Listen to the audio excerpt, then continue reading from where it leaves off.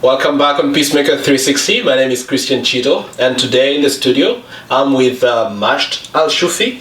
He's a student at the Kroc Institute doing his Master's in International Peace Studies, but he comes from Syria, where he took his undergraduate degree in engineering, and he studied at the University of Calamoun in Syria, but eventually changed his career into becoming a giving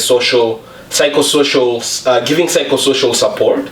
And he also he's actually the founder of the New Syrian Human, which is a non-governmental organization supporting Syrian refugees in Turkey. Today we are very glad to have Majd. Thank you very much for being here present with us. Thank you for accepting this invitation. Thank you. Great. So maybe to start this conversation, we always ask, what has been the beginning of your journey as a peace builder, and why do you do what you do? Well, I would say that before peace building, it actually started with emotions and people's inner lives. I was particularly interested in the issue of trauma from as long as I can remember, and even when I was doing my engineering degree, I found myself particularly passionate about psychology and trauma healing. And that is why I joined the Syrian Red Crescent, which is like the Red Cross. And after I did some trainings in psychosocial support, and I kind of found myself there at home, and I founded the psychosocial support department in the Syrian Red Crescent. And I kind of continued working in the field with people through trauma for my entire undergraduate degree. When I was done with the degree, it was very clear to me that this is what I love doing and this is what I'm good at. And I just decided, at some point I just decided to completely devote myself to this, and so I went back to the field after going to the UAE for a while. I went there for a year, but then I just went back to Lebanon and Turkey. I wanted to work with Syrians in general and with psychological trauma in particular. So the peace building, my interest in peace building and the issue of peace in general grew from there. I kind of noticed how violence actually it manifests itself not only in direct physical violence, but also in psychological violence and cultural violence, which is actually most of the time is actually a pretext for direct violence.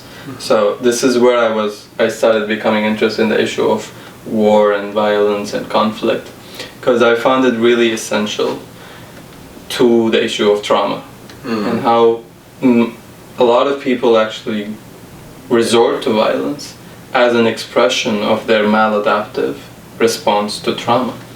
So this is where it kind of came from. It's so exciting, very insightful indeed to listen to you, starting from that point where you say that for you the journey started with emotions, and coming from a country as well that has been torn by war over the past 2 decades, it is very hard to understand the complexity of pain and emotion that people go through. And it is very touching indeed to see that you were drawn towards understanding what happens in their psychology, what happens at the level of the mind that can move people to act violently or to act in a way that is not human. So for you, working from a context that is like Syria, for many of us, when we think of Syria today, it's a place that has really gone through a lot. And I'm wondering, what has it been like for you living in Syria and looking at the pain? How can you relate to that? Well, Syria is definitely a story of pain, and it goes way before the current rebellion that started in 2011, the uprising, because Syria has been under authoritarian rule for a long time. I'm talking not only since Hafez al-Assad took power in 1970, but long before that.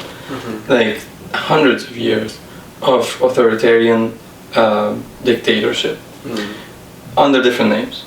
So through these times, people always got hurt, and the hurt manifested itself in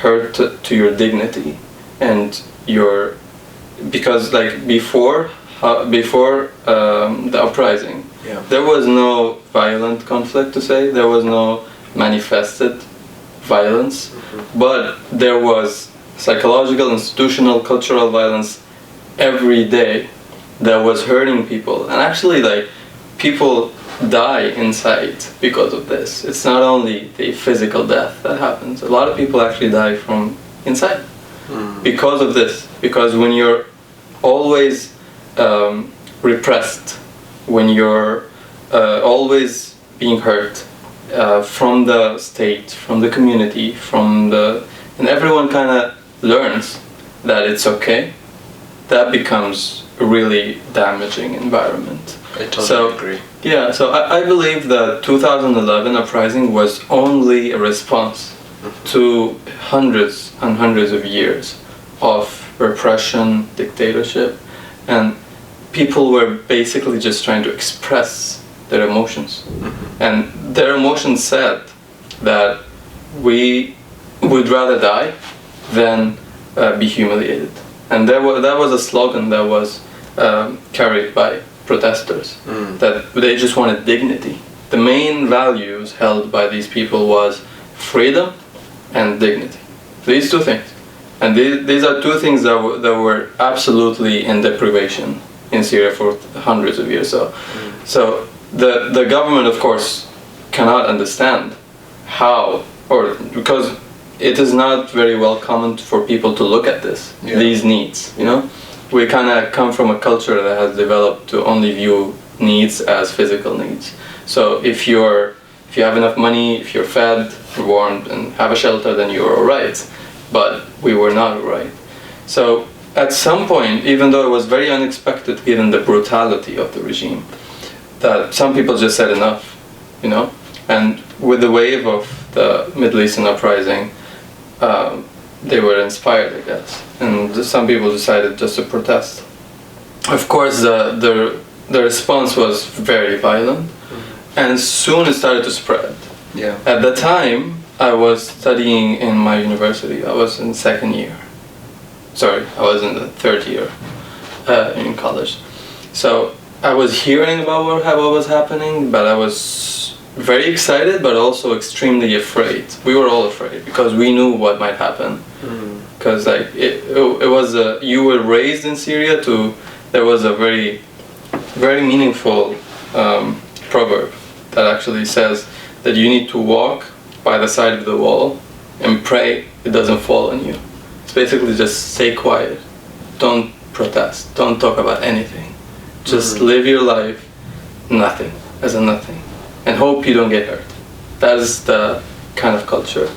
So it was really surprising to see people actually, you know, contest and call and protest. So but at a certain time, one of my friends called me and invited me to a demonstration. It was called a flying protest. It's basically a very quick gathering of people, like 5 to 6, 10 people, and then they just walk for a couple of minutes and they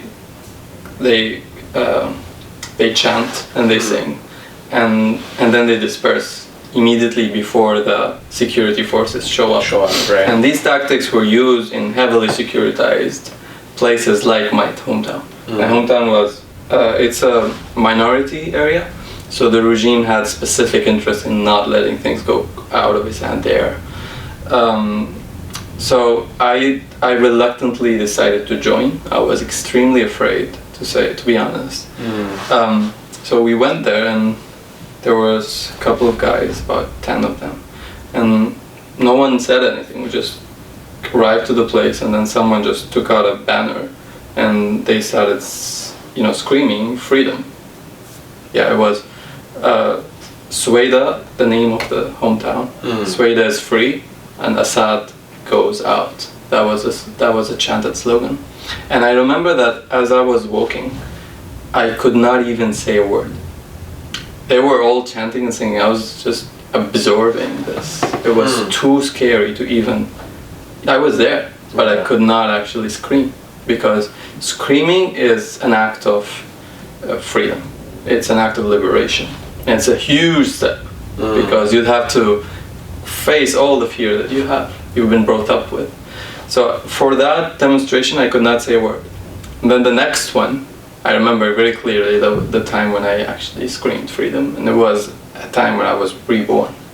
Because some people take for granted how you can live without a sense of freedom, you know, without actually being able to do what you want to do. It's easy to take that for granted, but if you live your life without it, and in a culture that actually has mind guards on you, you know, monitoring every move, every word, every dream, everything you have, and controlling that, this is more important than anything for you. It becomes like a basic need. So I went to a couple more demonstrations, and I started leading the effort in my city to coordinate nonviolent groups resistance. At the time, like millions of people were peacefully demonstrating, calling out for freedom and basic human rights. Which year was this again? This was 2011. 2011. Yeah, we're talking about March 2011. All right. In August 2011, I was arrested from one of the demonstrations. It was infiltrated, and the regime knew we were planning on a demonstration. And we arrived there, there was around 50 of us. But the regime had around 300 security forces waiting for us there. And I clearly remember the time when we arrived and we looked at each other. And in front of us there was like 300 monsters. Because these people had long beards and really dark faces. And everyone knows what these people can do and willing to do. They will just rip you into pieces. Because for them, their president is like God, even more so. And they're ready to kill and die and commit all kind of atrocities just to control people. So we looked at each other and we were like, we're not gonna say anything, we're just gonna leave. And then at some point, I can imagine at that moment your fear even sunk deeper. Yeah, it was like a very mixed feelings of fear, but also that you want to actually do something, but then feeling guilty if you won't. So there was a lot of feelings in there. But at some point, one guy, his name was Gibran, he was one of the bravest people I've ever seen in my life. He just, stood up, got a banner, and then started screaming in front of all the security forces. And we just looked at each other and he was like, oh my god. And he actually screamed the most contentious slogan and the bravest one that can ever, the most extreme. It was, curse your soul, Hafiz al-Assad. And Hafiz al-Assad was the father of Bashar. And he was like really holy for these security forces. So it was like the most contentious thing you can do, actually curse his soul. And it was a provocation, disruption, and he just screamed that, and suddenly we started doing it too, and it was really crazy. And the security forces were so surprised that they didn't do anything. It was like, what the hell are they doing? But at some point they just got the order and just attacked. And we scrambled, but we couldn't get away, and then we got arrested and went through torture and a lot of beating. And yeah, that was a very formative experience in my life. And after that, I was released, and then I left. I graduated, and then I left to the UAE. And yeah, it's such a very interesting journey and path. When you're talking, I like the way you've also started again from talking from your own experience as a person who was afraid, a person who is grown up in this culture where you've been repressed, and it is so pervasive that it's a day-to-day life. You don't even think of tomorrow. You don't have a dream because you're controlled and monitored in such a way that your freedom is really suppressed. And I like also the expression of freedom, the expression of we want a better reality, we want change. And I think one of the things that we want to talk about today is your organization and how, because I think one of the main focus for you has been, even from the start of your journey, is to look at the pain and suffering and understand what is happening in people's mind. And you've also started this non-profit to give psychosocial support to Syrian refugees in Turkey. So tell us about how that from even talking about the protest and the expression of freedom, how did you move to giving psychosocial support? Yeah, actually the interest in trauma preceded the activism, but it kind of went along in two parallel tracks after that. But the culture I grew up in the UAE, not in Syria, by the way, but generally the Middle Eastern culture is a culture that does not really acknowledge emotions. Yeah. You're supposed to, emotions are just for the weak. For women, it's a kind of a gender role there. So women are allowed to cry, but not men, and you're less masculine if you have feelings. Yeah. So, but as I grew up, I just saw it everywhere I looked. I saw people getting hurt, and I got hurt a lot. And at some point, I just thought that I'm gonna stop pretending that I don't have emotions. And it was the best thing I ever did. And it started from there, and I started understanding the world differently. I started seeing things that other people in that culture could not see, because if I just assume that you are a body, and a mind, that's it, I will actually be oblivious to what's happening in these spheres, which is extremely important. So you end up not understanding, why is this person doing that? Why am I doing that? Because if you can't see emotions, you cannot really understand why people behave the way they do. Yeah. And this works on the individual level and on the collective level. And this is where the activism kind of dovetails in. Because even when it started in Syria, I could see the collective emotions. Yeah. I could see what the government could not. And even a lot of the people involved, they could not, they were just doing it out of a desire. It was like something driving them that's stronger than them. But in fact, it was these repressed emotions. They were on the individual level and the collective level, and they just wanted to get out. But because we did not know of a non-violent way to express these emotions, they resorted to violence. And this is why it happens. And if you can't understand that, you can't really get anywhere. These people have a lot of trauma, collective trauma, that is tens, hundreds of years. Yeah. And these trauma have been, generational. Yes. And it's been inherited. Yeah. My father was, my mother was someone with, these are actual experiences. Someone might say, I know that my mother was raped in front of my father by the security forces. This is something that you don't forget, It's gonna shape you, and it's gonna drive your behavior and even your thinking. Yeah. So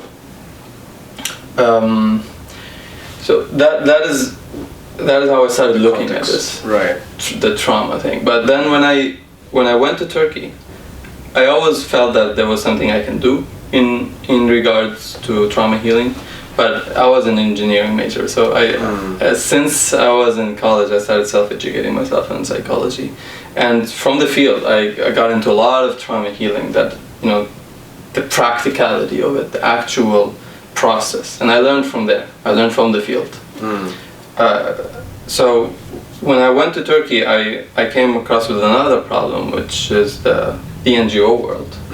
I saw a lot of problems in there, because I could blab for hours around it, but I'm not going to do that. I'm going to spare you the details. But in general, I saw that something was being overlooked.